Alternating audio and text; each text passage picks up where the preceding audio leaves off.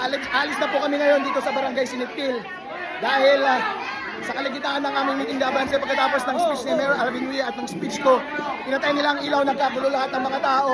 Pinapaalis na nila kami dahil nag-aalala na lahat ang mga tao sa aming kaligtasan. Lahat ay umaalis na po dahil po nakapaligid na ang lahat ng masasama.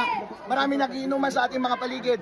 Lahat po ay nag-iisip na maraming mapapahamak para po sa kaligtasan ng taong bayan, sa kaligtasan ng mga bata at matatanda.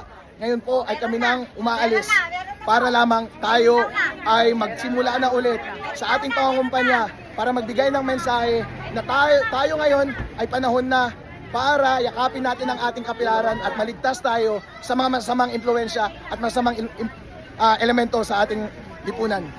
Ito po ang mga tao ngayon dito sa paligid, nakakagulo na po dito sa Barangay Sinipil.